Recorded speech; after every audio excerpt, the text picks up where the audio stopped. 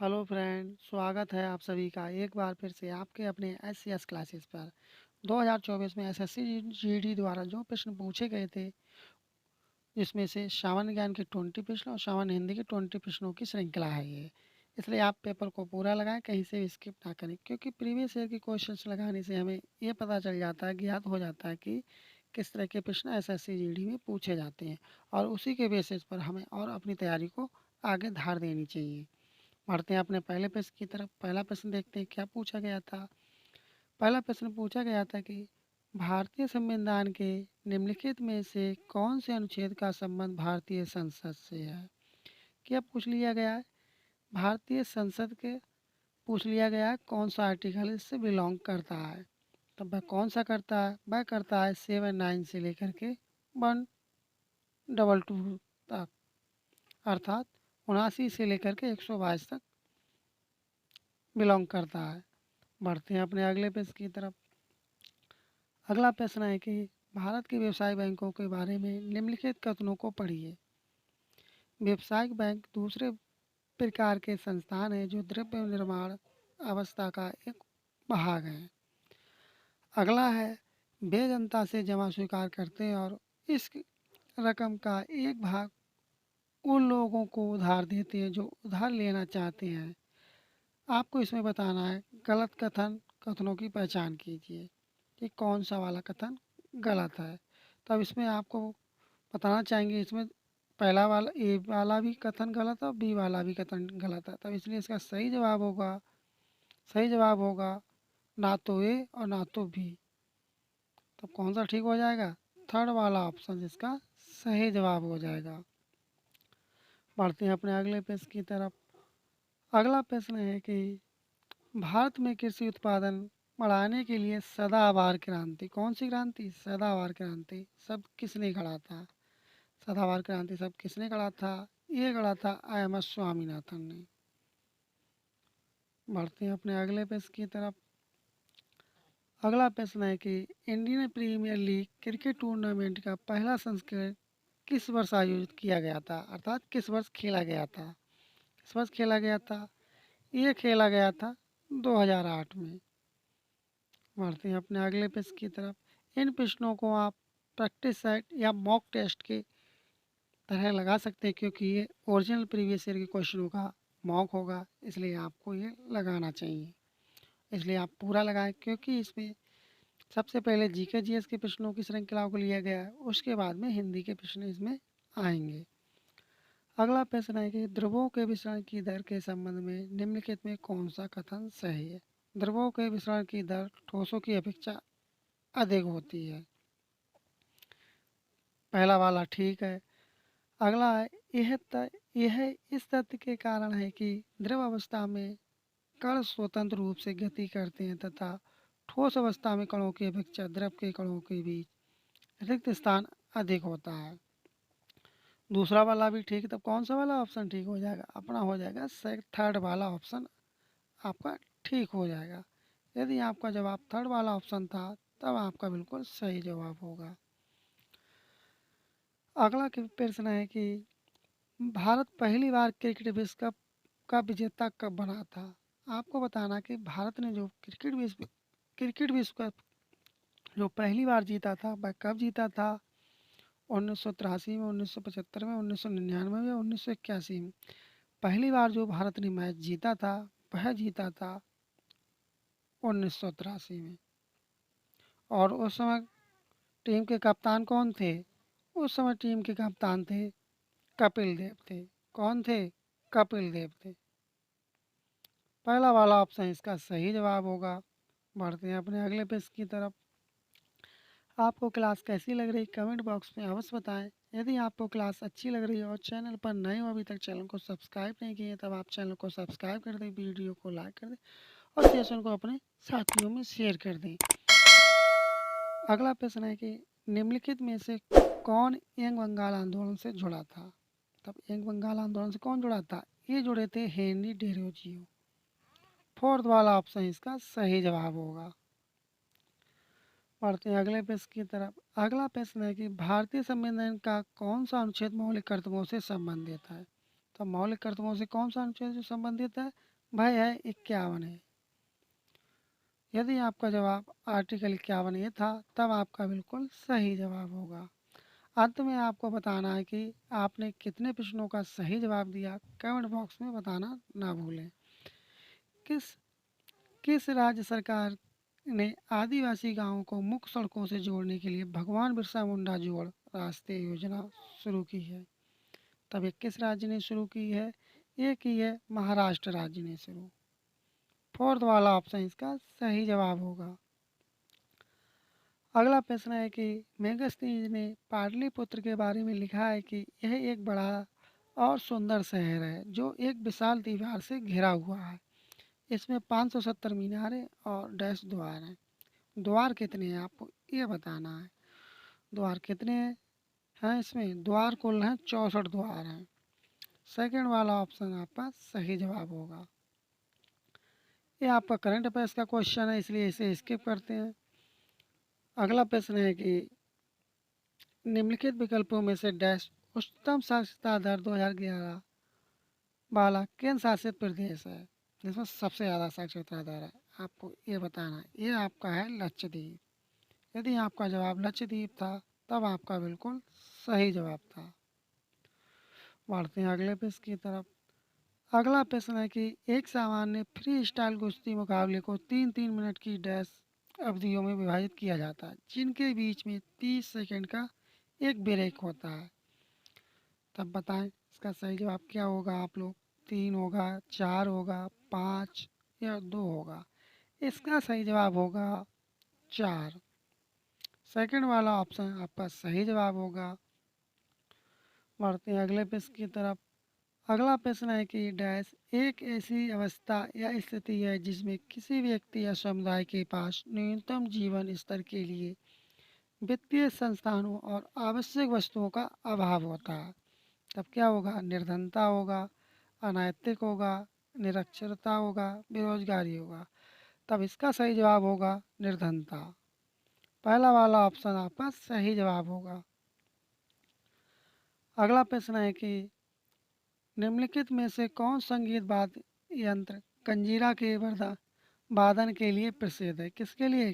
कंजीरा वादन के लिए प्रसिद्ध है। तब कौन सा वाला ऑप्शन आपका ठीक होगा? कमेंट करें आप लोग इसका सही जवाब क्या होगा। इसका सही जवाब होगा पुदुक्कोट्टई दक्षिणामूर्ति पिल्लई। थर्ड वाला ऑप्शन आपका सही जवाब होगा। बढ़ते हैं अपने अगले प्रश्न की तरफ। यह करंट अफेयर से इसलिए इसे स्किप करते हैं। बढ़ते हैं अपने अगले प्रश्न की तरफ। अगला प्रश्न है पूंजीवादी समाज में उत्पादित वस्तुओं को लोगों के बीच डैश वितरित किया जाता है? तब क्या वितरित किया जाता है? ये वितरित किया जाता है लोगों को क्या चाहिए इसके आधार पर नहीं बल्कि क्रय शक्ति के आधार पर वितरित किया जाता है। बढ़ते हैं अगले प्रश्न की तरफ। अगला प्रश्न है कि हार्नबिल पर्व किस राज्य में मनाया जाता है? ये मनाया जाता है नागालैंड राज्य में। सेकंड वाला ऑप्शन आपका यदि जवाब था तब बिल्कुल सही जवाब होगा। अगला प्रश्न है कि संरचनात्मक समायोजन नीतियों की शुरुआत के बाद 8वीं पंचवर्षीय योजना अंततः में शुरू की गई थी। आपको बताना कि 8वीं पंचवर्षीय योजना कब शुरू की गई थी? ये की गई थी 1992 में। सेकंड वाला ऑप्शन आपका सही जवाब होगा।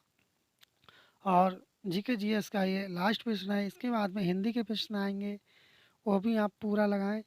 मध्य प्रदेश में ढोल की थाप पर विभिन्न अवसरों पर महिलाओं द्वारा निम्नलिखित में से कौन सा नृत्य किया जाता है? तो कौन सा किया नृत्य किया जाता है? ये किया जाता है मटकी नृत्य।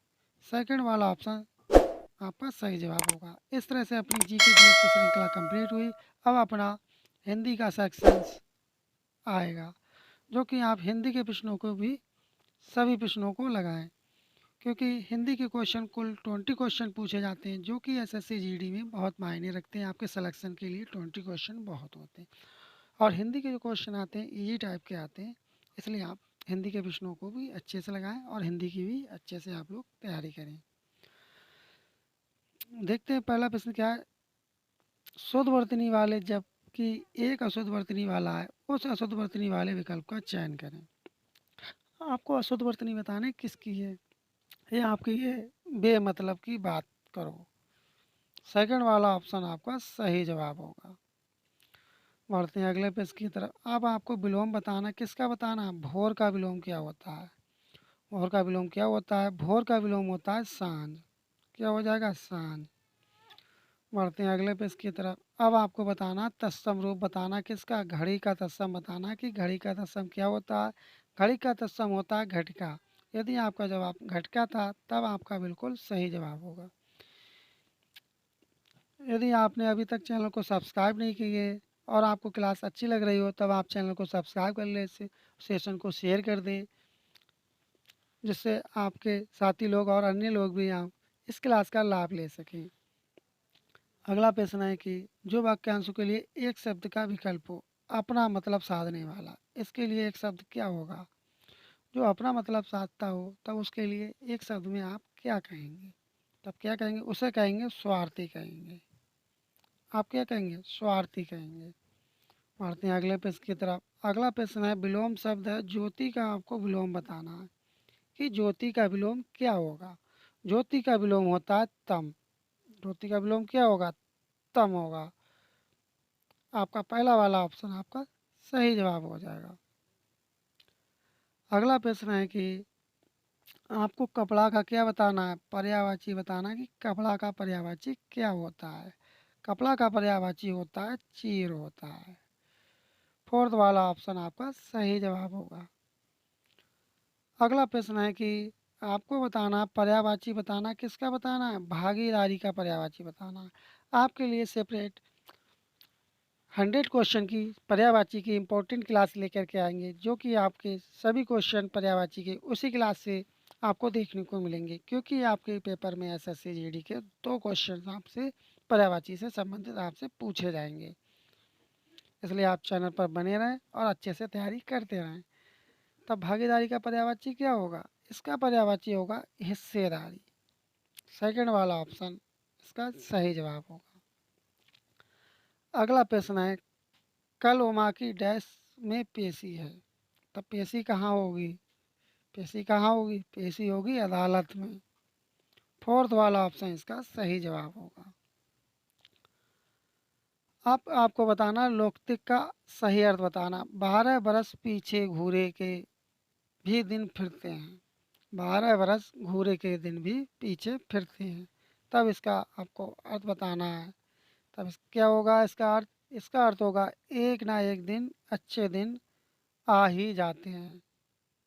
जब आप तैयारी करेंगे तब आपके अच्छे दिन अवश्य आएंगे। तब कौन सा ठीक हो जाएगा? सेकंड वाला ऑप्शन आपका सही जवाब होगा। अगला प्रश्न है आपको मुहावरे का अर्थ बताना है। पानी की तरह बहाना, क्या चीज़? पानी की तरह बहाना मुहावरे का क्या अर्थ होगा? इसका अर्थ होगा अंधाधुंध खर्चा करना। थर्ड वाला ऑप्शन आपका सही जवाब होगा। अगला प्रश्न आपको त्रुटि बताना है। यदि कोई त्रुटि है तब त्रुटि चूज करें और कोई त्रुटि नहीं है तब वो चूज करें। मैं ऐसा करना पहले से निश्चित कर रखा था, तब इसका क्या होगा? पहले वाले में इसकी त्रुटि है। पहला वाला ऑप्शन आपका सही जवाब होगा। अब आपको बताना वाक्यांश के लिए एक शब्द बताना है जिससे किसी प्रकार की हानि नहीं हो। तो उसके लिए क्या कहेंगे एक शब्द में? उसे कहेंगे निरापद कहेंगे। पहला वाला ऑप्शन आपका सही जवाब होगा। बढ़ते हैं अगले प्रश्न की तरफ। अगला प्रश्न आपको बताना है बिलिंग स्थान की पूर्ति करने। हमें चावल दाल के साथ डैश खाना चाहिए। हमें चावल दाल के साथ क्या खाना चाहिए? हमें खाना चाहिए घी खाना चाहिए। यहाँ आपका घी आ जाएगा। बढ़ते हैं अगले पेज की तरफ। अब आपको बताना है यदि कोई त्रुटि है तब त्रुटि चूज करें, कोई त्रुटि नहीं तो आप वो चूज करें। जो आदमी दूसरे के भावों का आदर करना नहीं जानता उससे दूसरे में भी सद्भावना की आशा नहीं करनी चाहिए। तब क्या होगा? पहले ही वाले में इसमें त्रुटि छिपी हुई है। करना नहीं चाहता है, जानता है, उससे दूसरे में भी सद्भावना। बढ़ते हैं अपने अगले प्रश्न की तरफ। अगला प्रश्न है कि वाक्यांश के लिए एक शब्द का चयन करें। सिर से पांव तक, तब इसका क्या होगा? सिर से पांव के लिए इसके लिए होगा आपाद मस्तक। पहला ही वाला ऑप्शन आपका सही जवाब होगा। आपके एसएससी जीडी के पेपर में एक गद्यांश होगा और गद्यांश से संबंधित आपसे प्रश्न पूछे जाएंगे। देखते हैं पहला प्रश्न क्या पूछा गया है। पहला प्रश्न है, शिक्षा मनुष्य को शिक्षित और डैश इंसान बनाती है। तब जो रिक्त स्थान आप देख रहे हैं यहाँ पे क्या आएगा, यहाँ पे आपका आएगा सभ्य। शिक्षा मनुष्य को शिक्षित और सभ्य इंसान बनाती है। अगला प्रश्न है, शिक्षित व्यक्ति डैश बनता है और परिवार के लिए रोजगार कर सकता है। तब यहाँ पे आपका क्या आएगा, जो आप रिक्त स्थान देख रहे हैं ब्लैंक, यहाँ क्या आएगा, यहाँ आपका क्या आएगा, यहाँ आपको आएगा जिम्मेदार। शिक्षित व्यक्ति जिम्मेदार बनता है और परिवार के लिए रोजगार कर सकता है। अगला प्रश्न है कि कई जगहों और क्षेत्रों में लड़कियों ने लड़कों की तुलना में अपने आप को डैश साबित किया है। क्या साबित किया है, बेहतर साबित किया है। लड़कों की तुलना में लड़कियों ने अधिक बेहतर साबित किया है। सेकंड वाला ऑप्शन इसका सही जवाब होगा।